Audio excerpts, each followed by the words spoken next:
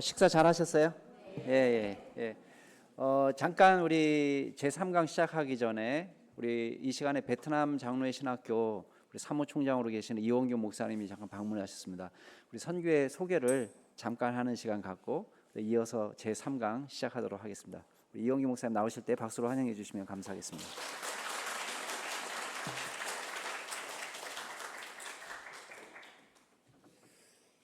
예, 안녕하십니까. 저는 구리시 월드비전 교회 담임목사 이원규입니다.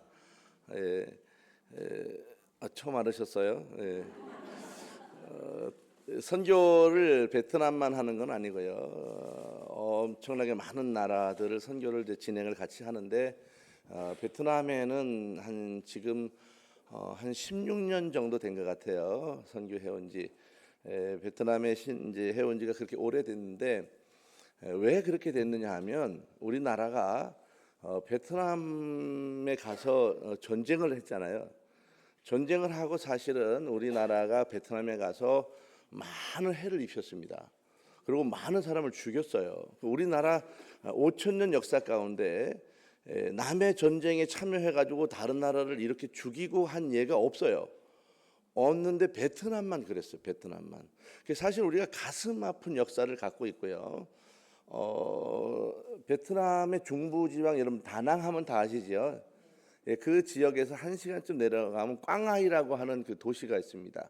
그 도시를 중심으로 50개 마을에 가면 이제 큰 어마어마한 비가 들어 있어요. 비석을 뭐 요만한 비석이 아니라 뭐 아파트 단지에 뭐 큰 벽면 같은 그런 비석들이 50개 있어요. 마을마다 50개 마을인데 그게 뭐냐면 우리나라의 특공대가 가서 학살을 했던 지역에 사람들의 명단을 기록해 놓은 이제 그 비석이에요. 저희가 베트남 전역을 다니면서 선교를 진행하다가 우연히 발견했어요. 그래서 이제 보게 된 건데, 띄워놓으셨네. 예, 보게 된 건데, 저기에 보면 그 나이와 이름 다 써 있고요. 그 후손들이 누구네 가족이라고 말해. 지금도 그들이 한 80세 정도 돼 있습니다. 가서 만나보고 이야기하고요. 저희들이 가서 물어봐요. 우리가 한국 사람인데 우리가 이 지역에 선교하기 원합니다. 전도하고 교회 세우겠다. 그렇게 하지 마. 오지 말라는 거예요. 그건 싫대. 우리가 밉지 않아요. 물어봤어요. 밉지 않냐? 우리가 그렇게 했는데. 근데 그 나이 든 할아버지가 하는 말이 뭐냐면 이미 지나간 일인 걸 뭐 그건 지나간 일이라고. 그러나 기쁘지는 않다는 거예요. 그래서 그 지역에 선교할 수 있는 지역이 없어서 맨 처음에는 그쪽 지역에 있는 신학생들을 만들어서 그들을 통해서 교회를 건축해서 세워가는 일을 시작했습니다. 그러면서 이제 신학교가 시작이 돼서 확산을 했는데 지금은 베트남 전역에 걸쳐서 신학교를 운영을 하고요. 이제 가는 이제 그런 상태에 저희들이 있습니다.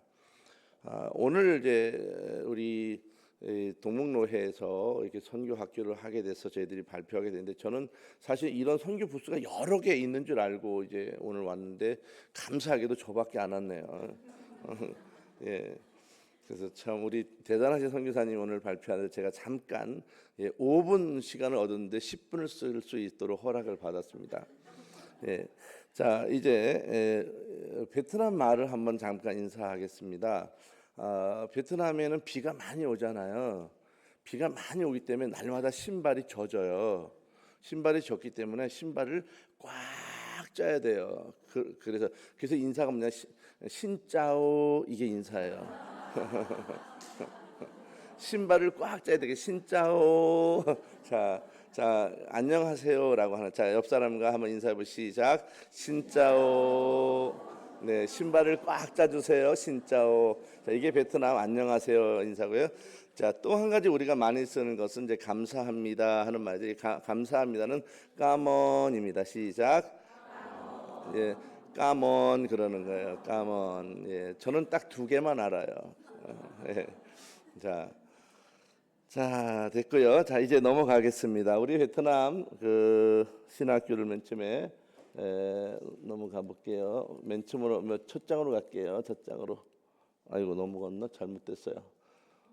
예. 자, 여기입니다. 자, 이거는 뭐냐면 작년에 했던 그 신학생들하고 했던 수련회이고요. 서울 동북로회, 동로회 교수진들이 가서 같이 신학생들을 모아놓고 수련회를 하고 집회를 하고 하는 것인데요. 여러분, 우리가 알아야 될 것은 한마디로 말하면 우리가 북한에 가서 신학교를 한다라고 생각하시면 돼요. 여기는 공산국가고요. 신앙의 자유가 법적으로는 있지만은 실제로 하면 잡아갑니다. 잡아가고요. 목숨이 왔다 갔다 해요. 그게 어려운 지역이고요. 어떻게 했느냐? 비밀리에 하는 거예요. 그래서 신학생들을 잘 운영하고 있고요. 지금은 이 신학생들이 이제 전국에 걸쳐서 한 60명 정도 있습니다. 저 북쪽부터 아래까지 거의 다 있습니다. 자, 이 베트남, 이거 너무 많이 넘어갔네. 이 베트남 선교는요, 실제로 이 뭐 소수 민족을 중심으로 해요. 왜냐하면 그 안에 그 좀 잘 사는 사람들도 목사님들도 있는데요. 이분들은 다 공산당 치하에 이렇게 들어서 조종을 받는 분들이에요. 그래서 그분들은 베트남에 있는 큰 교회, 좋은 교회를 주로 가서 국가 교회로서 움직이는 모습들이 있고요. 저희들이 하는 것은 소수 민족이거나 일반적으로 가지 못하는 지역이거나 이제 그런 지역에 있는 사람들을 목사님으로 세우고 또 재밌는 게 뭐냐면 이런 일이 있었어요. 65세 정도 된 분인데 예전에 그 베트남에 남북 전쟁이 있었습니다. 그 베트남 안에서. 근데 전쟁하는 동안 이분이 산 속에 살다 보니까 도시 생활이 궁금해서 자전거를 몇 시간 타고 도시에 내려왔더니 도시 한가운데서 막 모여 있는 곳이 있는 거예요. 그래서 이분이 뭐 하나 가서 가봤어요. 그래서 자전거를 세워놓고 가서 맨 앞자리에서 한참 들었는데 가만히 보니까 거기가 예배당이었던 거예요. 거기서 막 설교 이 사람이 은혜를 받았어요. 그래서 이 자전거 타고 이제 집에 가서 몇 시간 또 가서 그리고 그 다음 주에 또 왔어. 이분이 신기하게 그렇게 매 주일마다 몇 달을 듣다가 이분이 은혜를 받아서 뒤집어졌어요. 그래서 이분이 아하, 나도 그럼 교회를 해야 되겠다. 그래서 평신도가 교회를 시작했습니다. 그래서 이렇게 한 교회가 베트남 안에 굉장히 많아요, 산속에. 근데 이분들에게 안수를 줄 수 있는 곳이 없어요. 정식 신학 교육을 못 하기 때문에 했다가는 잡혀가니까.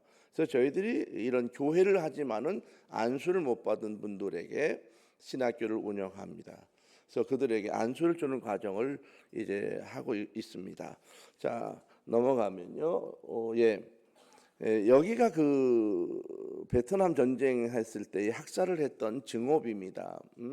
그 증오비에 무엇이라고 써 있냐면 이렇게 써 있어요. 잊지 말라 한국 사람 이렇게 써 있어요. 첫 소절이 그래요. 그게 뭐냐면 할머니가 자기 손자를 재우면서 한꺼 잊지 마 이거예요. 이 노래가 이렇게 시작을 해요. 그 손자에게 잊지 마라 한국 사람 그들이 우리를 죽였다 학살했다 이것을 계속 가르쳐요 노래로. 그래서 그 지역은 50개 마을에 그 노래가 그대로 전수됩니다. 저희들이 그거를 알고 이제 그쪽에 지금 교회를 세워서 건축해 나가는 과정에 있습니다. 자, 베트남 우리 장신 선교회는 보시면 이 사진들이 구성되어 있고요. 제가 혼자 하는 것은 아니고요. 많은 교회가 동참하고 있습니다. 거기에 많은 핵심 가치들을 가지고 우리가 선교를 하고 있습니다. 넘어가시면 자, 배장신 신학생들이 있고요. 이 분포도를 보면 굉장히 여러고요. 남쪽에서도 이제 많이 있고요. 또 호치민을 중심으로 하고요. 중간에 중부 지역, 꽝하이 아까 말씀드린 그쪽 지역에 있는 신학생들도 절반이 그 지역을 차지하고요. 또 지금 하노이 저 북부에 있는 하노이에 있는 아주 인테리적인 그런 사람들도 이제 신학을 시작해서 지금 신학생들이 굉장히 하이클래스 쪽으로 변해 가고 있습니다. 한 장 넘어갑니다. 자, 거기 보시면 이제 현지 지도 목사님들이 계시고요. 통역하시는 분이 계십니다. 이 바오 전사님은요, 아버지가 한국이 베트남에서 전쟁하실 때 아버지가 한국군하고 통역을 했던 사람이에요. 그래서 그 아버지가 자기 아들에게 한국어를 어릴 때부터 가르쳐 가지고 이분이 지금 올해 57세 정도 됐는데 한국어를 아주 잘합니다. 그리고 신학을 굉장히 오래 해가지고 신학을 아주 잘 알아요. 그래서 우리가 전용으로 통역을 같이 하고요. 그 옆에 세 분들은 현지 신학생들을 같이 관장하고 돕는 그런 현지 목사님들이고요. 그 옆에 있는 것은 신학생 명단입니다. 넘어가시면 됩니다. 수업은 어떻게 진행하느냐 하면 수업은 저희들이 전체가 다 줌으로 진행합니다. 그래서 한국에서 줌으로 진행을 하고요. 여기에서 각 교회에서 자기 서재에서 또 연구실에서 목사님들이 강의를 하면 저희 교회에 있는 서버에서 연결을 해요. 그리고 베트남 쪽으로 송출을 하면 호치민에 있는 이 통역이 들어와요. 그리고 베트남 전역에 뭐 5명, 6명, 1명, 3명 이런 식으로 신학교 상들이 모여 있어요. 전국에 20개 지역으로 나눠서. 그럼 그쪽 지역으로 이제 저희들이 컴퓨터랑 세팅을 해놨기 때문에 열면 딱 들어오게 돼 있어요. 그럼 거기서 출결도 하고 수업도 하고 그들의 모든 것들을 관장하면서 진행을 하게 되어 있습니다. 자, 넘어가 보겠습니다. 수업 전경 사진들이고요. 거기 보면 그 중간에 아래쪽에 보면 뭐 밥을 많이 먹고 있죠. 그건 제가 가서 그 신입생들 환영회를 해주고 있는 거예요. 신입생들 환영회는 무엇을 먹냐면 코리안 바베큐집에 가서 제일 비싼 밥을 먹어요. 그분들은 평생 소원이 한국 식당 가서 밥 먹는 거예요. 우리나라 돈으로 17,000원 정도 하거든요. 그분들은 17,000원에 밥을 먹는다고 하는 것은 있을 수 없는 일이에요. 근데 제가 가서 신입생들 환영회를 거기에 가서 1년에 2차례씩 전체 밥을 사주고 이제 환영회를 해주고 면접을 하고 합니다. 넘어가시면 올해 건축한 교회들이 나옵니다. 넘어가 볼까요? 제가 넘길까요? 이거 너무 많이 넘어갔나 봐요. 그 전에 거. 그 전에 거 하나만 잠깐요. 그 옆에 보면 교회가 나오지요. 교회가 나오는데 지금 현재 그 교회를 건축해 가고 있는 교회인데 완성이 됐고요. 올해만 교회를 5개 건축했습니다. 베트남에 있는 교회를 5개 건축해서 지금 준공을 거의 앞두고 있고요. 또 하나 지금 진행을 하고 있는 곳이 있습니다. 그래서 지금 5개를 마쳤고 6개째 지금 진행을 하고 있는 곳입니다. 넘어가 줄까요? 자, 그 옆에는 이제 그 아동부고요. 아동부 여름 성경학교를 하고 있는 곳이 노란 옷을 입었지요. 이 재밌는 것은 이 공산국가 아이들은요 단체복 입는 것을 굉장히 좋아해요. 단체복. 그래서 그렇게 단체로 입고 있는 건 안정감을 느껴. 무리로 모여 있는 것을. 그래서 이런 거를 잘 좋아해요. 입는 것은. 여기 있는 교회는 엄청 큰 교회입니다. 실제로는 우리나라 돈으로 한 1억 5천 정도 들여서 건축한 교회인데요. 거기에 좀 집사님들이 좀 빵빵해 그래도. 그래서 이렇게 유니폼을 이번에 입혀서 여름 성경학교를 아주 잘했고요. 우리 선교회가 지금 올해 3,000명 베트남 아이들에게 복음을 전하는 것을 목표로 하고요. 이제 좀 있으면은 성탄절이 오잖아요. 성탄절에도 다시 한번 또 이런 아이들을 가르치게 되는 이제 그런 그 성경학교를 다시 한번 또 진행하게 되는데 우리는 25일 날 하잖아요. 거기는 성탄절이 없기 때문에 20일쯤 해요. 12월 20일 우리보다 훨씬 한 주 정도 먼저 이미 진행을 합니다. 그 더운 나라에 산타복을 입고 그 더우게 또 성탄절을 되게 웃기게 하죠.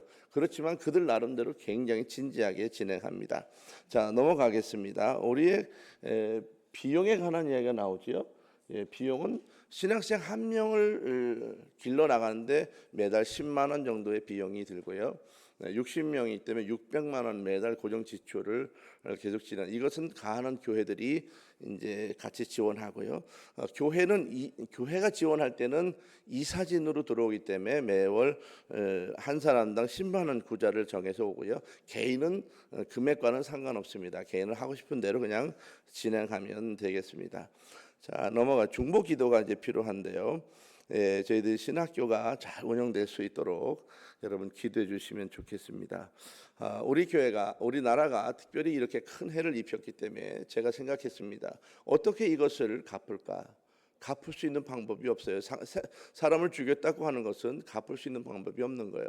생명은 생명으로 갚는 길밖에 없기 때문에 우리가 교회를 건축하고 세워서 복음을 전하고 그 복음을 통해서 구원의 역사를 이루는 것만이 이런 베트남에 우리가 유일하게 갚을 수 있는 한 가지의 길이다라고 생각합니다. 이것을 위해서 우리가 기도하고 있고요. 우리 교수진들이 좀 더 필요합니다. 거기 보면 많은 담당 일들이 필요한데요. 이런 과목에 우리 또 교수님들을 모십니다. 자, 마지막입니다. 감사합니다. 자.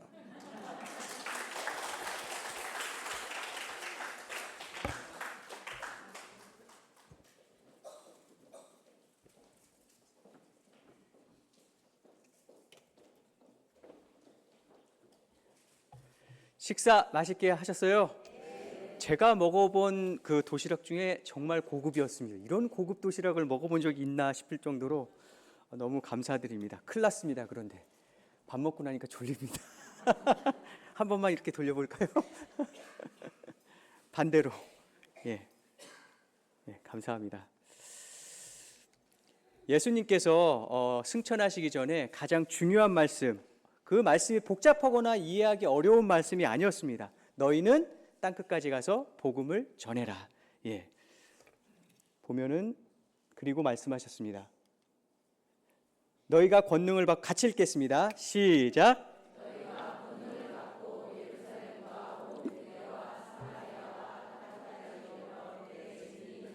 아멘. 예루살렘과 온 유대와 사마리아와 땅끝까지. 이것은 지역적 개념이지 더 중요하다. 예루살렘이 더 중요하고 그 다음에 사마리아가 중요하고 이런 뜻이 아니고요. 지역적 개념이 내 앞에 있는 또 내 점점점점 끝까지 복음이 필요한 곳에 가서 복음을 전하라. 그런 뜻입니다. 왜냐하면 같이 읽겠습니다. 시작. 하나님은 모든 사람이 구원을 받으며 진리를 아는 데 이르기를 원하시느니라. 예, 들어야 믿고 믿어야 구원받기 때문입니다. 질문 하나 해보겠습니다.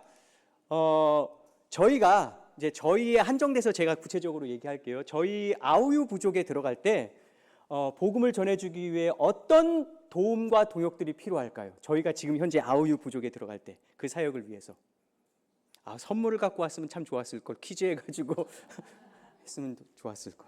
예, 한번 그래도 선물이 없지만 한번 어떤 도움이 필요할까요? 제가 어떤 도움을 받고 있을까요? 예, 언어. 예, 어떤 언어? 예, 맞습니다. 예. 그 현지인들이 저희한테 언어를 가르쳐 줘야 됩니다. 근데 이분들은 현지한 외부 사람한테 언어를 가르쳐 줘 본 적이 없는 사람들입니다. 예. 그리고 다른 언어도 배워본 적이 없는 사람들입니다. 그러니까 그 자기 언어 안에 세계관만 빠져 있는 분들인데 그 언어, 문법이 없거든요. 글이 없는 말입니다. 그 말을 배우기 위해서는 그냥 들어가 산다고 배워지는 건 아니거든요. 저희가 그 말을 배울 수 있는 훈련을 받아야 됩니다. 그 훈련을 시키는 선생님들이 있었겠죠. 예, 언어학을 저희가 훈련 받았거든요. 그 훈련 받는 선교사 선생님들이 있었습니다. 또 어떤 도움이 필요했을까요? 한 분만 더, 시간 제한상 제가 한 분만 더 대답을 한번 들어볼까요? 예, 추측, 틀린 대답 없습니다. 그냥 예, 제가 빨리 대답하겠습니다. 항공 선교사가 필요합니다. 저희가 대한민국에서 저희 섬기는 부족을 들어가려면 제가 한번 설명해 볼게요. 인천공항에서 비행기를 타고 자카르타까지 7시간을 갑니다. 그리고 자카르타에서 비행기를 갈아타고 다시 자카르타에서 파푸아까지 7시간이 갑니다. 자카르타에서 파푸아까지 7시간이 걸려요. 파푸아에 도착하면 또 비행기를 갈아타서 파푸아에서 제일 남쪽인 머라우케라는 곳으로 2시간 비행기를 타고 내려갑니다. 예. 예. 그 내려가면은 이제 거기서 상용 비행기가 없어요. 그러면 이제 선교사님이 조종하시는 선교회에서 운영하는 경비행기, 그 파일럿도 선교사님입니다. 예, 그 분이 조종하는 경비행기, 수상 경비행기를 타고 1시간 반을 달립니다. 달린다는 표현이 안 맞죠? 날아갑니다. 날아가면은 이제 엣지라는 마을에 도착합니다. 그 강가에 도착합니다. 그러면은 아까 동영상에서 보여드린 대로 카노에다가 모터를 단 배를 타고 그거를 거기서는 끝띵띵이라고 부릅니다. 예, 그걸 타고 1시간 반가량 돌아가면 저희가 섬기는 아우유 부족의 호막 마을에 도착합니다. 예, 그러니까 파일럿 선교사님의 도움이 없으면 저희는 못 들어갑니다.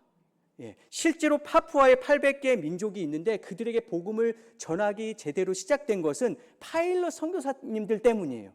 2차 세계대전이 끝나고 난 다음에 전쟁에 참여했던 파일럿들이 선교회를 조직해가지고 항공선교회를 조직합니다. 그래서 이분들이 들어갈 수 없는 곳에 미국 교회나 캐나다 교회 이런 교회가 헌금을 내가지고 작은 경비행기를 사고 이 경비행기를 조종하는 파일럿들에 의해서 선교사들이 깊은 산속까지 들어갈 수 있도록 그것이 시작되었기 때문에 깊숙이 복음 선교사가 들어가고 복음을 전할 수 있게 된 거거든요. 파일럿 선교사 되는데 10년 넘게 걸립니다. 정말로 오래 걸리고 중노동입니다. 중노동. 파일럿 선교사님들이 그냥 파일럿처럼 멋있고 이런 게 아니라 자기가 일 다 하고 짐 내리고 짐 옮기고 다 해야 됩니다. 예, 정말로 대단한 분들이에요. 예. 이분들이 없으면 저희는 못 들어갑니다. 또 어떤 도움이 필요할까요? 맞습니다. 스타벅스. 어떤 거? 어떤 도움이 필요할까요? 예, 의료. 맞습니다. 이거 잠깐 내 시간 아끼기 위해서 빨리 나오세요. 저희 파푸아에는 제대로 된 병원이 없기 때문에 실제로 저희가 남편은 번역 선교사님이고 아내가 미국 의사예요. 이분이 들어와 가지고 의료 활동을 제대로 공식적으로는 할 수는 없죠. 그렇지만 저희 선교사들이 아프면은 그분한테 가요. 그러면 그분이 진단을 해서 이런 약을 사 드세요. 혹은 당신은 여기 있으면 안 될 것 같습니다. 자카르타 가세요. 본국으로 돌아가서 치료하다 오세요. 이렇게 진단을 해줘요. 예. 그 선교사님이 없으면은 실제로 있을 수가 없습니다. 근데 안타깝게도 그 선교사님이 코로나 때 이제 본국으로 돌아가셨어요. 지금 의사가 없어서 굉장히 어렵습니다. 예. 오실 분 있으신가요? 예. 또 예? 교육. 감사합니다.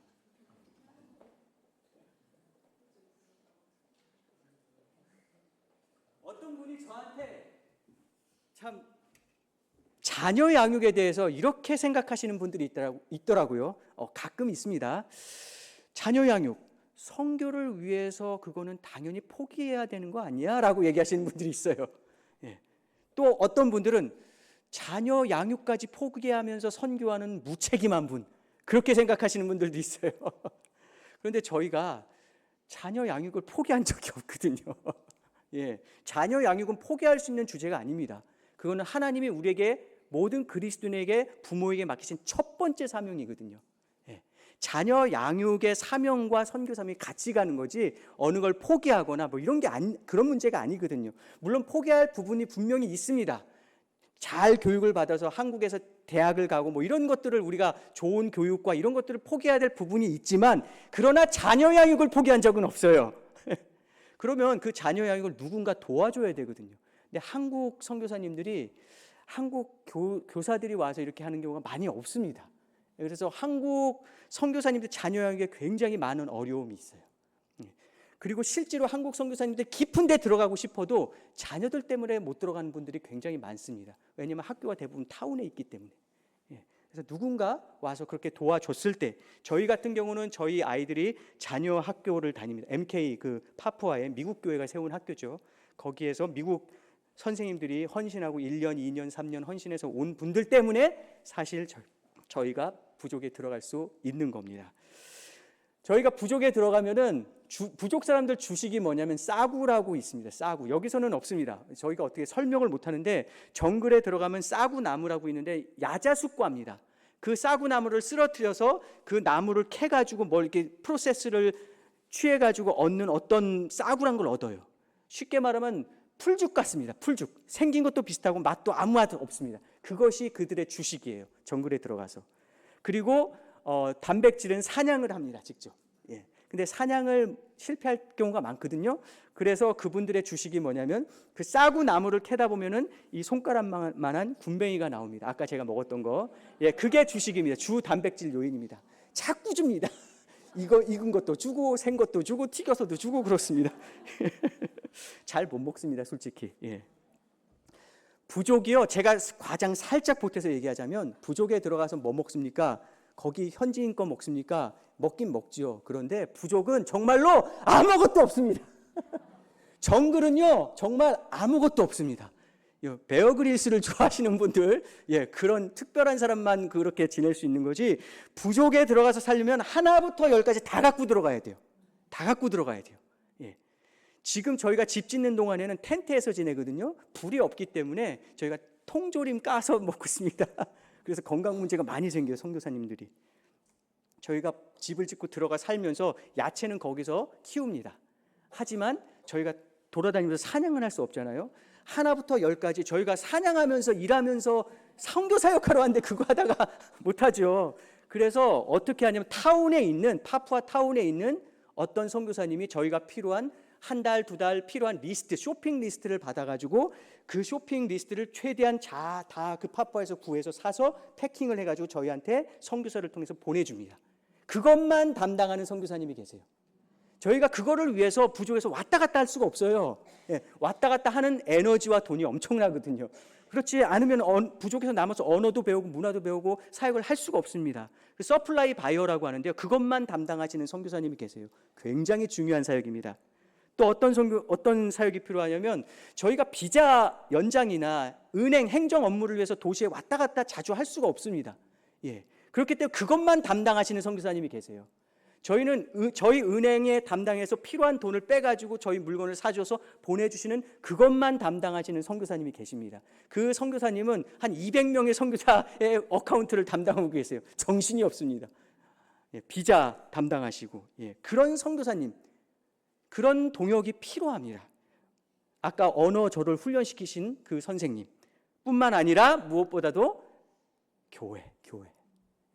저희를 보내주신 교회라는 말이 건물을 뛰어넘는 얘기, 사람이잖아요. 사람, 여러분. 교회가 보낸 헌금과 기도와 격려와 함께하심, 그것 때문에 선교사가 갈 수 있는 겁니다.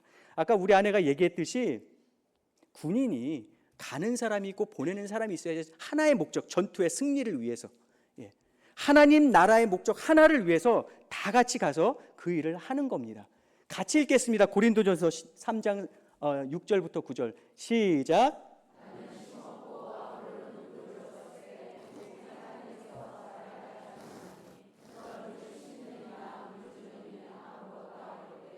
오직 자라나게 하시는 이는 하나님뿐이니라.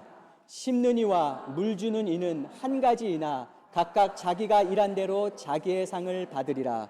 우리는 하나님의 동역자들이요 너희는 하나님의 밭이요 하나님의 집이니라. 아멘. 우리는 하나님의 동역자들이요, 그분의 사역에 우리가 동참하는 겁니다.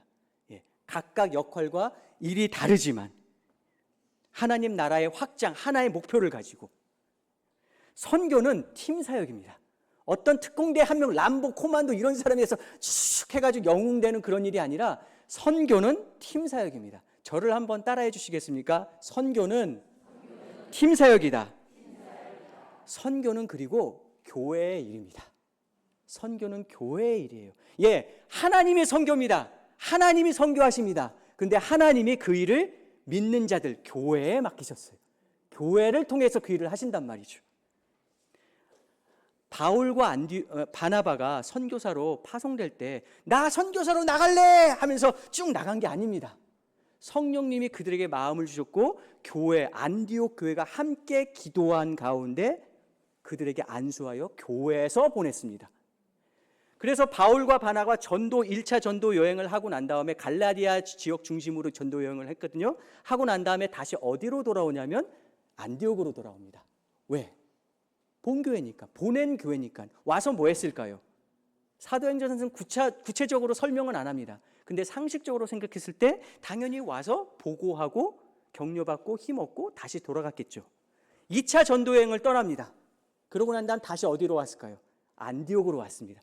보낸 교회로. 뭐 했을까요? 성경엔 구체적으로 안 나옵니다. 근데 상식적으로 우리가 알 수 있어요. 다시 교회에 와서 보고하고 관계하고 교회를 섬기다가 다시 보냄을 받아 3차 여행을 갑니다. 3차 여행을 갔을 때 바울이 다시 서신서에 보면은 이제 바울이 시대 때는 땅끝이 서바나 스페인으로 생각했기 때문에 땅끝 저 스페인까지 복음을 전해야 되겠다 생각했을 때 바울이 로마에 들려서 로마 교회가 바울을 스페인 서바나로 보내길 원했습니다. 바울 혼자서 서바나를 가겠다고 한 것도 아니고 갈 수도 없습니다. 교회가 보내지 않으면 갈 수가 없습니다. 선교는 교회가 합니다. 선교는 선교사가 하는 게 아니에요. 선교사는 교회가 보낸 일꾼이에요. 선교는 교회가 합니다. 선교사도요, 선교사 이전에 성도란 말이죠. 첫 번째 정체성이 뭐냐면 저의 첫 번째 정체성은 선교사가 아니에요. 한국 교회의 성도란 말이죠. 거룩한 백성. 선교사 이전에 지역 교회의 지체예요. 그 지역 교회가 일꾼을 세워서 해외 선교에 일꾼을 보낸 게 선교사입니다. 교회는 해외 선교를 어떻게 하냐? 해외 보내는 일꾼을 통해서 해외 선교를 합니다. 그게 선교사예요. 파푸아의 부족에 초등학교가 있습니다. 보통 저희 마을에도 초등학교가 있어요. 그 오지에. 그런데 어떻게 교사가 있냐면은 교사가 인도네시아에서 이제 1년마다 계약을 해서 교사 2명을 파송을 해요. 그 부족에. 그럼 부족에 이제 파송을 받아서 선생님 2명이 초등학교 교사가 그 부족에 들어오는데 학교에 가면은 선생님이 없습니다. 왜냐? 정부에서는 계약을 1년을 해가지고 파송을 했는데 파송만 했지 뒤에서 서포팅이 없는 거야. 근데 그들도 그들에게는 거기가 오지거든요. 먹을 게 없단 말이죠. 싸고 먹고 벌레 먹고 그들에게도 힘들어요. 살 수가 없는 겁니다. 주로 여자 선생님들이거든요. 그러니까 사인만 해놓고 그 부족 견디질 못해가지고 떠나가지고 타운에 있다가 시험 볼 때만 들어와. 그러니까 부족에 학교는 있지만 애들이 읽고 쓰는 경우가 많이 없습니다. 예. 그러니까 정부에서 계약하고 보냈지만 보내기만 했지 뒤에서 거기 살 수 있도록 도와주질 않으니까 교육이 제대로 이루어지지가 않는 겁니다. 선교사는 교회가 보낸 해외 선교를 위한 일꾼입니다. 선교는 교회가 합니다. 목회자는 하나님께서 교회 성도들을 훈련시키고 섬기도록 부르신 또 하나님의 특별한 일꾼이죠. 그리고 그 목회자가 또 교회가 하는 일, 해외 선교를 위해서 일꾼을 보내고 훈련시키고 성도들이 그 일을 할 수 있도록 체계적으로 일을 하시는 분이 또 목회자입니다.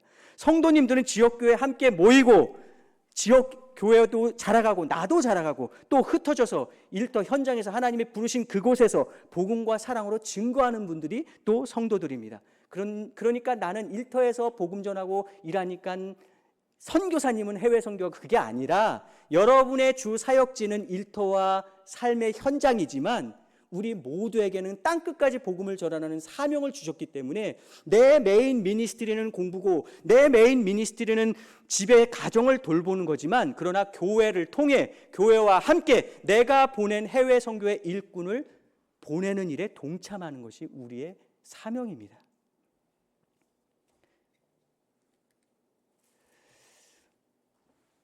이 교회와 선교와 선교단체에 대해서 잘 이렇게 이해를 대부분 못 하시더라고요. 저도 사실 선교사가 되기 전에는 몰랐습니다. 어떤 분들이 이렇게 질문하시는 분들이 있어요. 저희가 속한 NTM 선교단체잖아요. NTM에서는 돈을 많이 주나요? 사역비를 많이 주나요? 은퇴하시면 NTM에서는 선교단체에서는 뭐 노후를 좀 보장해 줍니까? 그렇게 질문하시는 분들이 있더라고요. 여러분 지금 오늘 제대로 개념을 갖고 계시면 굉장히 여러분이 선교에 돕는데 굉장히 중요합니다. 선교 단체가 여러 개가 많지만 우리 교단 선교부를 포함해가지고 선교 단체가 선교사를 재정으로 돕는 선교 단체는 없다고 보시면 됩니다. 오히려 우리가 돈을 냅니다. 돈을 내요. 저희 단체에다 저희가 돈을 냅니다. 헌금 받아서. 왜냐? 선교 단체는 쉽게 말하면 뭐냐면 선교사가 그 일을 할 수 있도록 선교지까지 잘 가서 그 일을 할 수 있도록 돕는 자동차와 같은 역할입니다. 선교 단체는 교회가 아니죠. 특별한 선교를 위해서 조직된 그리스도인의 한 단체거든요. 그 단체의 목적은 뭐냐? 해외 선교를 위해서 선교사가 그 선교지에 가서 그 사역을 잘 할 수 있도록 돕는 자동차와 같은 역할이에요. 거기서 재정을 대거나 노후를 대거나 그런 게 아니고요. 오히려 선교사들이 그런 행정 지원을 받기 때문에 선교 단체에 돈을 냅니다. 그러면 그 선교사가 사역을 하고 일하고 모든 서포팅은 어디서 와야 되냐? 교회와 성도들에게서 오는 겁니다. 선교는 모든 그리스도인들이 해야 할 일이고 너희는 가서, 그 너희는 저를 포함하고 여러분을 포함하고 있습니다. 1886년도에 미국에서 헐몬산이라는 곳에서 미국 캐나다 청년 대학생 약 200명이 모여서 무디 목사님을 모시고 사경회를 했습니다. 근데 하나님 말씀과 기도가 있는 곳에 항상 부흥이 시작됐거든요. 하나님 말씀과 기도가 있는 곳이면 다 부흥된다, 그건 아니에요. 하지만 부흥된 곳의 공통점은 하나님 말씀과 기도가 있었습니다. 이 헐몬산에서 한 달 동안 무디 목사님의 말씀을 듣다가 이 청년들이 불타올랐어요. 일깨워졌어요. 그리고 우리가 세계 선교로 나가자, 이 청년 대학생들이. 그리고 그날 100명이 해외 선교를 하기로 작정을 합니다. 근데 그 100명의 작정한 모든 사람들이 해외 선교사로 나가냐? 나가진 못했습니다. 여러 사정들이 있어가지고. 하지만 그들이 각 교회로 흩어져 가지고 해외 선교와 우리가 복음을 전하러 나가자, 보내자 하면서 동원을 했고요. 이 일들이 너무 커져가지고 정기적으로 나중에는 계속 모였습니다. 그래서 학생 자원 운동이 시작됐어요. 미국과 캐나다에서. 그리고 수많은 청년들이 선교사로 헌신해서 나가기도 하고 보내기도 했습니다. 그리고 이 학생 자원 운동이 세계 선교의 약 40%를 담당했다고 그래요. 우리가 가든지 보내든지 그것이 기도든 격려든 하나님은 우리를 해외 선교로 전 세계에 복음을 전하려고 부르십니다. 저희 친구 중에 에이미 로저라는 미국 여성 싱글 크리스찬입니다. 저희랑 같이 모든 훈련을 같이 받았어요. 이제 싱글이니까 저희 아이들이 어렸을 때 저희 이제 와가지고 아이들도 같이 놀아주고 많이 돌봤습니다. 그 관계가 가깝죠. 하루는 이 친구가 여름 방학 때 부족의 깔리만탄, 그러니까 보르네오 섬이죠. 인도네의 보르네오 섬에 성경 번역하는 싱글 여자 선교사님 부족 마을에 단기 선교로 4개월을 방문했습니다. 그 단기 선교로 그 부족에서 그 여자 선교사님과 같이 4개월 동안 그냥 지내는 겁니다. 그러고 난 다음에 나중에 돌아왔어요. 그래서 저희가 만나서 물어봤습니다. 너 부족에 들어가서 뭐 했어? 뭐 하면서 지냈어? 했더니 빨래했어 그러더라고요. 4개월 동안 성경 번역만 하는 그 싱글 여성 선교사님과 같이 살면서 한 일이 뭐였냐면 빨래하고 왔대요. 빨래. 그런데요, 싱글 여성 선교사님 성경 번역이란 것은 정말 집중해서 앉아서 그것만 하거든요. 다른 일들을 하다가 그걸 하기가 너무 힘들단 말이죠. 근데 이 싱글 여성 에이메라는 우리 친구가 가가지고 4개월 동안 빨래 도와주고 밥 해주고 하다가 돌아왔습니다. 그 4개월이 그 성경 번역 선교사에게는 엄청난 도움이었을 거예요. 이분이 나중에 저희처럼 훈련을 마치고 그 보르네오 섬으로 다시 선교사로 가서 지금 닥관 부족에 지금 들어가 있습니다. 닥관 부족에. 얼마 전에 며칠 전에 저희가 편지를 받았는데 너무 우울하고 힘들대요. 왜냐하면 부족은요, 깊이 들어가면 들어갈수록, 그들의 삶에 들어가면 들어갈수록 그들의 영적인 그 어둠과 그 어려움을 겪기 때문에 주변에 믿는 사람 아무도 없이 자기 혼자 거기 그 오지에 딸랑 남아있는 것이 너무너무 외롭고 너무너무 고립돼 있고 너무너무 힘들대요. 그 친구가 강한 친구인데 그 편지를 보내더라고요. 이런 사람에게 무슨 도움이 필요하겠습니까?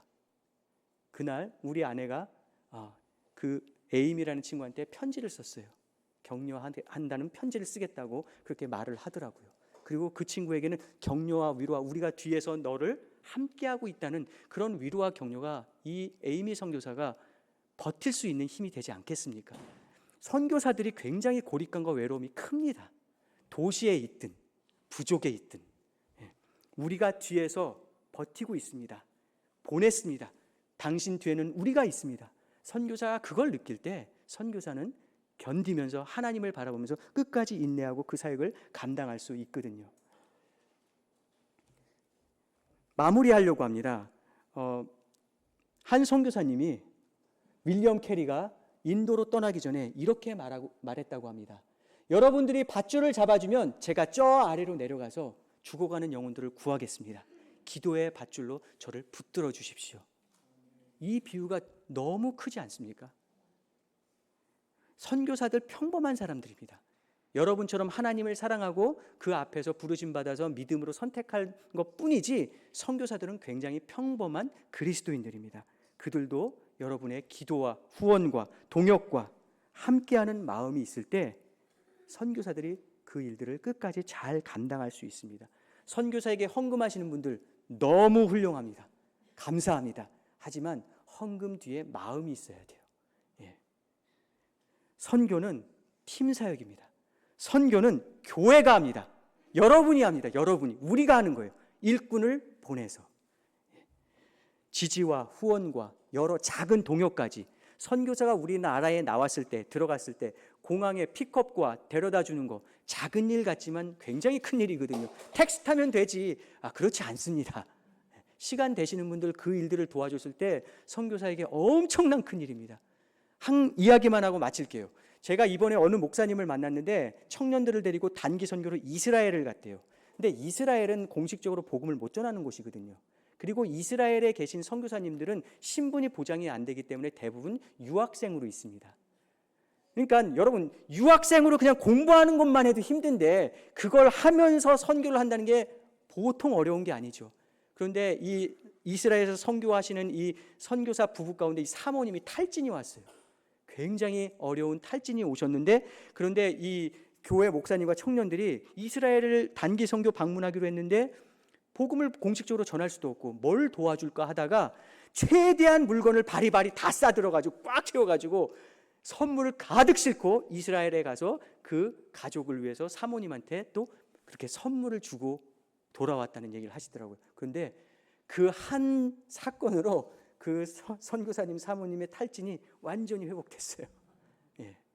큰 도움입니다. 큰 도움. 선교는 모든 그리스도인에게 주신 지상 명령이고요.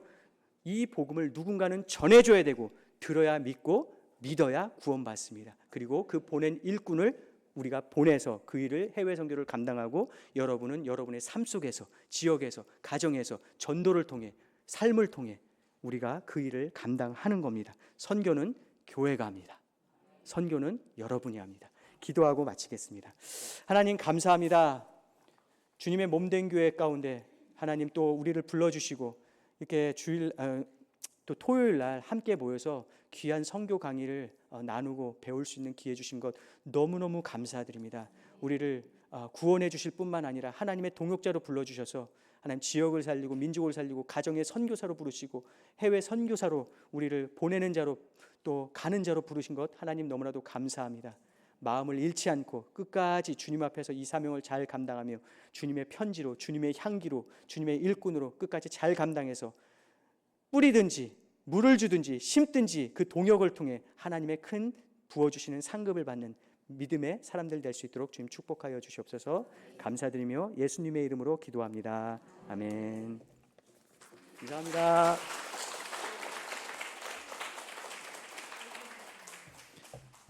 지금부터 한 10분 정도는 질의응답 시간을 갖도록 하겠습니다. 예, 왜냐하면 우리 성혜정 선교사님도 계시기 때문에 우리 남자 선교사님한테 여쭤보고 싶은 것도 있을 수 있고 또 우리 여성 교사님에게 여쭤보고 싶은 것도 있고 그냥 편안하게 여러분들이 질문하고 싶은 것들을 질문해 주시면 좋을 것 같아요. 예.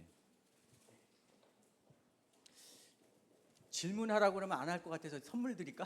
괜찮습니까? 여러분을 조종하는 건 아닙니다. 그렇게 오해하지 마시고요. 스타벅스니까. 질문을 통해 배워. 예, 우리 먼저 손을 드셨는데 우리 선생님. 그게 욕심이 나가지고 이게 욕심. 감사합니다. 우리나라의 초창기에 북장로가 됐든 남장로가 됐든 그 장로 미국 교회에서 선교사를 파송해서 제일 고생했던 것은 풍투병이라고 얘기를 들었어요. 그런데 우리 선교사님께서는 그 파푸아라고 하는 그 오지에서 그런 풍투병이랄지 그런 질병에 대해서 노출된 적은 없었는지요? 감사합니다. 좋은 질문. 예, 풍토병 많습니다. 예, 저희 아들이 말라리아를 걸려가지고 몇 개월 전에 말라리아를 걸려가지고 정말 저러다 죽겠구나 생각이 들더라고요. 예. 저도 말라리아를 걸렸는지 안 걸렸는지는 모르겠습니다. 근데 인도네시아 사람들은 말라리아를 아주 생활로 그냥 겪더라고요. 여러분 여기서 말라리아 걸리면 우리나라에서는 되게 위험합니다. 근데 인도네시아는 말라리아가 너무 흔하기 때문에 그냥 쉽게 고칠 수 있는 질병으로 생각하는 것 같아요. 말라리아, 댕기 되게 위험한데 저는 아직까지 댕기 안 걸렸고 말라리아 걸렸는데 살짝 넘어간 건지 잘 모르겠습니다. 근데 선교사님들이 굉장히 고생합니다. 하지만 우리나라에 왔던 그 초창기 선교사님들의 그 풍토병과 헌신과 애들 죽어가는 그런 것들, 그분들의 헌신과 저희의 헌신은 비교가 안 됩니다. 지금은 아무리 어렵고 죽을 병을 걸려도 비행기를 타고 3일이면 나오거든요. 예. 그리고 저희는 특수 보험이 있어가지고 그렇게 경비행기가 빨리 와가지고 데리고 가는 그런 것도 있습니다. 예. 물론 그럼에도 불구하고 어려움이 있지만 우리나라에 왔던 그 아이들을 희생하면서까지 그 하셨던 그 100년 전 선교사님의 그 헌신과 어려움과 저희와는 비교할 수 없는 것 같아요. 예. 그러나 있습니다. 있지만 비교가 안 됩니다. 예. 그런데 죄송합니다. 뒤에 분 한 분 하시고 그 다음에 시간을 목사님이 정해주시면 되겠습니다. 잠깐만 이거 먼저 드리겠습니다. 성혜정 선생님, 저 실질적으로 정말 가장 필요한 것, 이건 정말 내가 너무 필요하다 이런 게 정말 있을 것 같아요. 여자로서 아니면은 엄마로서 여러 가지 정말 그게 알고 싶어요. 궁금한 게.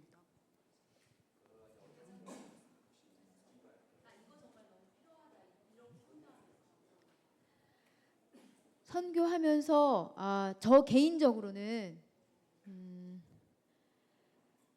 몸이 좀 많이 힘들었어요. 이게 열대 기후니까 아침 이제 해가 뜨기 시작하면 온도가 쫙 치솟아서 한낮 오후까지 한 40에서 45도, 비 오는 날 빼고는 1년 365일이 그렇거든요.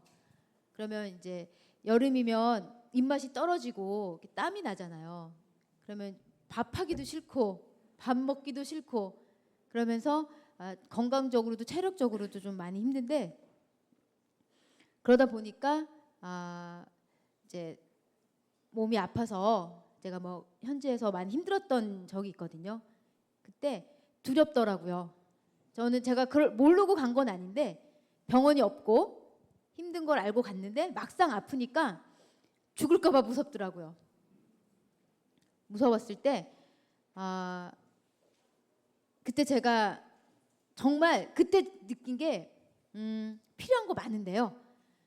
딱 하나만 있으면 되겠더라고요. 하나님 말씀. 하나님 말씀을 날마다 붙들면서 하나님 말씀을 통해서 제가 가장 받은 큰 은혜는 눈에 보이는 것들을 보면서 두려워하는 내 마음이 눈에 보이지 않는 것들에 집중하면서 하나님을 의지할 수 있는 믿음을 주셨어요. 그러니까 하나님의 신실하심과 하나님의 전능하심과 하나님의 지혜와 하나님의 약속을 볼 수 있는 그 힘이 말씀을 통해서 나왔고요. 그러니까 두려움을 없애주시는 않으세요. 두려움이 있어요.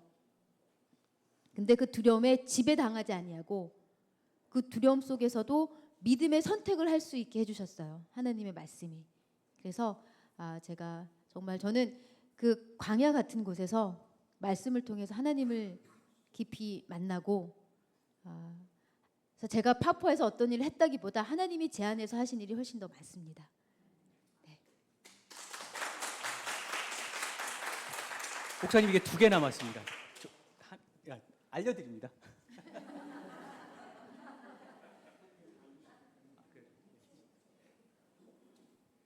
예, 경일교회 이광래 장로입니다. 오늘 선교의 동력자들이 통역도 필요하고 항공 선교사도 필요하고 의료와 또 양육, 물품 지원 여러 가지가 할 수 있는데, 특별히 선교사님들이 자녀 교육이 가장 중요한 것 같아요. 현지로 자녀들을 데리고 갔을 때에 한국 문화나 또 역사 공부를 해야 되는데 선교도 해야 되고 거기 언어도 배워야 되고 여러 가지가 있는데 자녀를 안고 교육하기는 굉장히 어려울 거다 해서 아까 양육 프로그램에 선교사가 필요하다. 그래서 여러 지역의 선교사님들 자녀들이 한데 모여서 이렇게 선교 양육 프로그램을 갖고 있는지, 그렇지 않으면 지금 자녀들은 여기 한국에 놔두고 다른 지원을 하고 있는지 이게 궁금해요. 그리고 이제 우리가 도울 수 있는 또 그것을 필요해서 우리가 가서 그 선교사들 자녀들을 정말 역사라든지 교육을 이렇게 담당할 수 있는 선교사들이 파송되어 있는지 궁금합니다. 저희 자녀 같은 경우는요. 저희 선교 동료 선교사들은 주로 애들이 어려서 부족에 들어가서 홈스쿨링을 합니다. 대부분 서양 선교사님들은 홈스쿨링을 해요. 예, 거기는 또 홈스쿨링이 아주 잘 정착돼 있고 체계적이라서 잘 하는데 저희 같은 경우는 이제 파푸아에 타운에 선교사 자녀 학교가 있습니다. 예, 부족에 들어가는 부족은 중학생 정도 되면 아이들이 거기서 있질 못합니다. 위험해서 특히 여자 아이들은 이제 위험해서 거기서 자라나도 이제 타운에 나와서 선교사 자녀학교 기숙사를 보냅니다. 그 선생님들은 다 이제 파송한 단기 선교사님들이죠. 보통 장기 선교사님들도 계시고 저희 아이들은 그렇게 거기서 공부를 했고 저희 딸이 이번에 고등학교를 졸업해서 그래서 저희가 한국에 나왔거든요. 예, 아들도 연년생이라서 또 이번에 들어가서 졸업하고 나올 거고요. 한국 선교사님들마다 그 상황마다 다 다를 것 같긴 한데 저희가 인도네시아 자바에 있을 때 선교사님 한국 선교사님들끼리 이렇게 모여서 이렇게 자기네들끼리 프로그램 만들어서 신앙교육도 시키고 하시긴 하더라고요. 그렇지만 선교사님들 서양 선교사님들은 그래도 좀 난데 왜냐면 미국 교회가 학교를 세우고 선생님들을 파송하고 해가지고 하는데 한국 선교사님들은 그게 없습니다. 예, 거의 없다고 보시면 될 것 같아요. 그래서 한국 선교사님들이 굉장히 어려워합니다. 예, 그래서 저희 파푸아에 있는 선교사 자녀학교에 한국 선교사님들이 계시니까 한국어 선생님이 계세요. 선교사로 오셨어요. 근데 그분이 또 떠났을 때는 선생님이 없어가지고 굉장히 어려움을 겪었습니다. 예, 그래서 여러분 가운데 혹시라도 특히 젊은 분들 내가 좀 영어를 한다. 해외 나갔을 때 한국 선교사님들 많습니다. 대단합니다. 근데 해외를 나가면요 한국 선교사님들과 영어권 선교사님과 딱 분간이 돼요. 예, 언어 때문에, 문화 때문에. 예, 뭐 호주든 뉴질랜드든 미국이든 캐나다든 자기네 영어권이기 때문에 하나의 이렇게 문화를 이뤄서 서로 협력하고 돕는데 한국 선교사님들이나 한국 분들이 영어가 취약하잖아요. 그러니까 물과 기름처럼 서로 딱 떨어져가지고 동역이 잘 안 돼요. 예, 그게 참 어렵습니다. 하지만 한국 선교사님 청년분들 가운데 혹은 여러분 가운데 은퇴하시거나 은퇴하셔서 영어를 좀 잘하시는 분이 있다면 왜냐하면 그걸 못하면 살아남기 힘들거든요. 거기서 외롭고 예 그래서 또 이번 기회에 이걸 통해서 내가 영어 훈련을 하겠다 하시면은 주변 사람이 다 외국인이니까 또 좋은 훈련이 될 수도 있거든요. 저희 아니래도 다른 선교 단체나 다른 선교사님 통해서 그런 정보를 물어보시면 일꾼이 충분한 선교지는 없습니다. 안타깝게도 일꾼이 충분해가지고 안 와도 돼요 하는 선교지는 없습니다. 그러나 아무나 오는 건 아니에요. 예, 아무나 오는 건 아닙니다. 준비된 크리스찬, 복음적인 사람, 교회가 파송하는 그런 사람이 와야 되는데 여러분이 혹시 마음에 있다면 한번 그렇게 시도해 보시면 좋을 것 같아요. 6개월이든 1년이든. 예.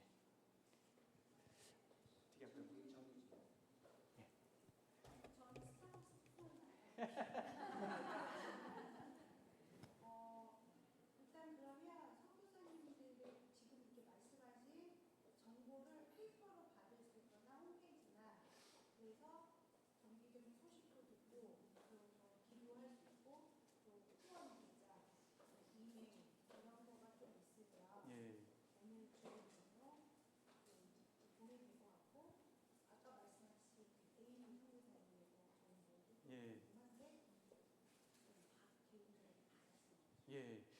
개인적으로. 예. 저희는 이렇게 사실 저희 안전 문제가 있기 때문에 공개적으로 뭐 이렇게 대놓고 말이 이상하네요. 예. 예. 공개적으로 하진 않는데요. 그래서 주로 저희 소식은 아는 분들 카톡을 통해서 하는데 그렇지만 저희 그걸 홈피라고 그러나요? 뭐라고 그러죠? 그 구글에 들어가셔서 NTM 김광현을 치면 저희 블로그에 들어갈 수가 있습니다. 저희 본부에서 운영하는 블로그가 있거든요. 거기 블로그를 들어가시면 저희에 대한 소식을 거기서 볼 수가 있고요. 거기에서 선교사를 찾는 란이 있습니다. 그 NTM으로 또 들어가게 돼 있거든요. 거기 구글에 NTM 김광현을 치면은 NTM으로 들어가서 저희 블로그를 들어갈 수 있고, 또 거기 안에서 에이미를 치면은 또 에이미 그 블로그나 그 소식을 들어갈 수 있거든요. 예. 그래서 그렇게 접근하실 수 있을 것 같아요.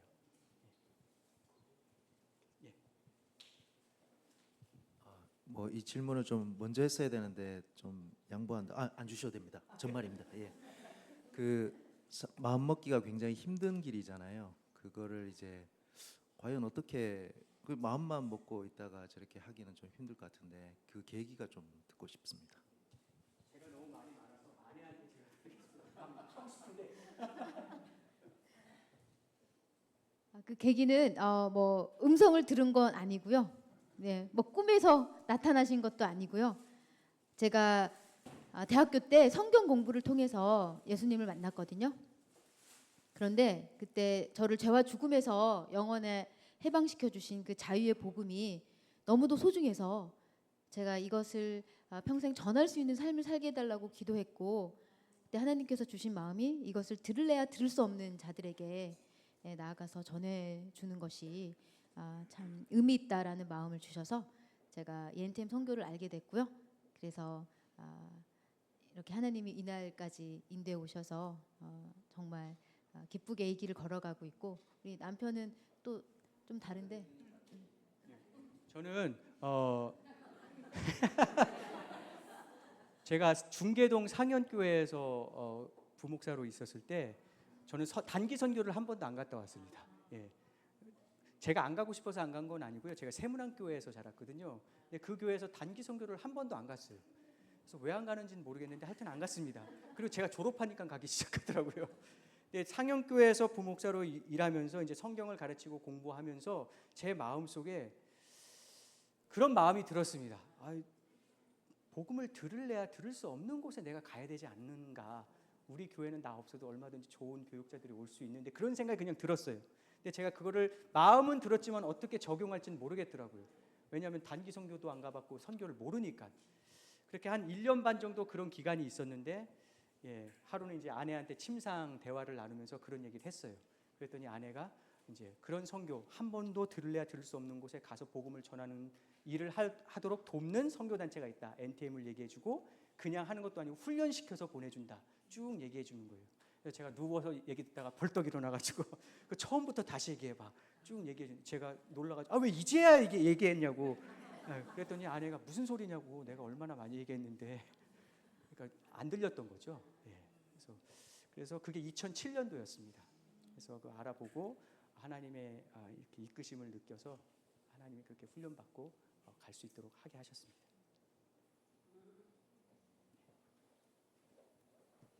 예, 안녕하세요. 저희는 그 가평에서 온 마장교회인데, 저희는 이제 목사님께서 특별히 이렇게 선교의 뜻이 많으셔서 해마다 뭐 캄보디아나 필리핀이나 중국으로 계속 단기 선교를 가는 팀이고요. 저희 이 팀원들이 이렇게 청년들이 휴가를 다 맞추고 방학을 맞추고 알바를 해서 돈을 모아서 저희는 항상 연 1회 기본적으로 가고 있는 선교팀이거든요. 그래서 저희가 가서 하는 프로그램이, 가면 이제 여름 성경학교처럼 뭐 2박 3일 정도 아이들 사역을 한다거나, 아니면 뭐 산적마을에다 쌀을 나눠주거나 이런 걸 좀 하고 있으면서, 이제 지난 겨울에는 저희 장로님들과 같이 이제 해마다 같은 프로그램을 하는 거 보니 이제는 이런 단기 말고 중기나 장기적인 선교를 저희 교회가 좀 많이 열악하고 힘들지만 추진하는 게 좋겠다고 말씀을 하시고, 저희가 뜻은 있었지만 어떻게 준비해야 되는지, 그리고 또 과연 저희가 1년에 2박 3일 가서 하는 이런 활동들이 과연 도움은 되실까, 뭐 이런 생각들이 좀 많이 들기도 했거든요. 반복적으로 그렇게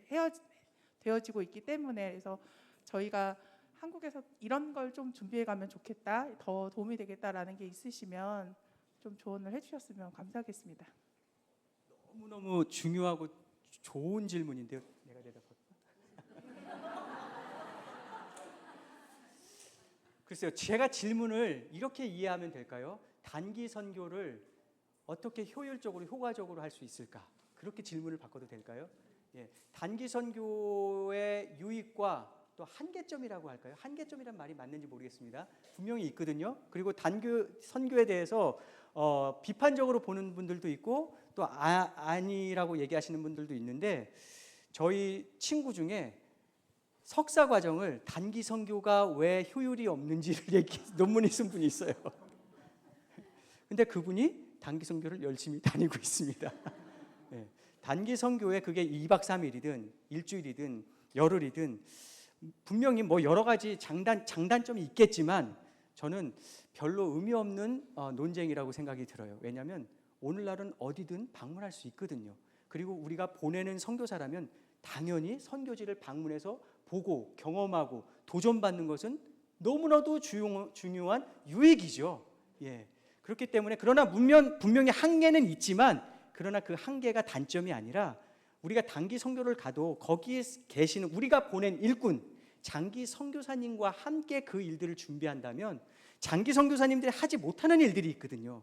예를 들면 아까 성경학교 그런 일들을 쉽게 못하는 경우가 많습니다. 그거를 청년들이 가서 성경학교를 쫙 해줬을 때 오는 그 사역의 효과 엄청 나거든요. 예를 들면 그런 것들이 있기 때문에 장기 선교사님 거기 계신 선교사님과 함께 잘 대화를 해서 그 일정을 잡는다면 첫 번째로 그 장기 선교사님의 사역에 도움이 되고요. 가장 제가 개인적으로 생각하는 단기 선교의 유익은 간 사람이 많이 배웁니다. 네, 보고 단기 선교사들 가운데 장기 선교사가 나오고요. 단기 선교사들이 결국 보내는 선교사들이 됩니다. 중요한 교육이 돼요. 그래서 또 교회에서 단기 선교를 보내고 하는 거기 때문에 2박 3일 유익합니다. 2박 3일이든 하루든 일주일이든 그리고 6개월이든 1년이든 장기 선교를 계획하신다고 하면은 현지에 있는 선교사님들과 잘 대화하셔서 왜냐하면 그 현지가 인도네시아가 다르고 파푸아가 다르고 필리핀이 다르고 베트남이 다르고 상황이 다 다르기 때문에 제가 어떻게 일괄적으로 딱 얘기할 수는 없는 것 같아요. 예. 단기 선교는 일단 언어의 한계가 너무 뚜렷해서 뭐 성경을 번역한다거나 복음을 전한다거나 제자 양성은 그거는 이제 뭐 불가능하지만 제가 봤을 때는 선교 현장을 직접 부딪혀고 경험해 오면 기도가 달라진다고 많이들 말씀을 하세요. 그동안에 이제 머릿속으로만 상상하면서 했던 기도가 이제 내가 보고 현지인을 또 누굴 소개받고 뭐 이 사람이 뭐 넬슨이라는 사람인데 우리가 이 사람의 영혼권을 위해서 기도하고 있다. 그러면 그 사람을 보고 왔잖아요. 그럼 기도가 달라진대요. 네. 그래서 정말 기도에 더욱더 적극적이고 열정적으로 동참할 수 있는 하나의 길이 또 단기 선교라고 제가 그렇게 생각이 되어집니다.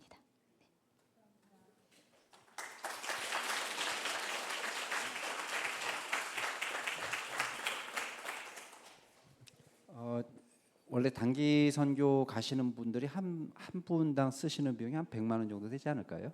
그러니까 이제 12분 가면은 한 1,200만 원 정도 되니까 저도 이제 제 생각에는 돈 계산해보고 이러면 장기 선교사 한 명 더 보내는 게 낫지 않나? 뭐 이렇게 계산한 적 있는데 이제 저도 이제 단기 선교를 가야 되냐 말아야 되냐 할 때 약간 이제 회의적인 입장에 있었는데 작년에 이제 어쩔 수 없이 제가 선교지를 갈 수밖에 없는 상황이 벌어졌어요. 그래서 갔더니 그 선교사님이 이제 저보고 뭐 먹고 싶냐. 그래서 글쎄 뭐 제가 그 나라 음식을 어떻게 알겠어요. 그래서 선교사님 먹고 싶은 거 먹으면 좋겠다고 했더니 이제 순댓국을 먹고 싶다는 거예요. 그래서 이제 순댓국을 먹으러 갔는데 그분이 너무 맛있게 먹는 거예요.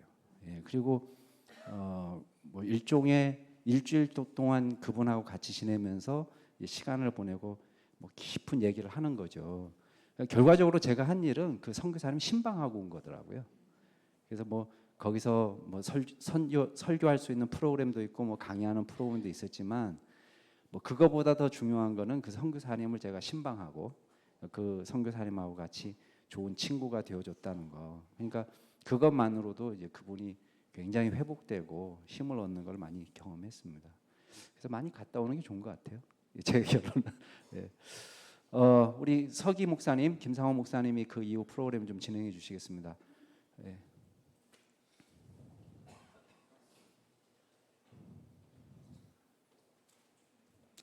아마 경품도 많이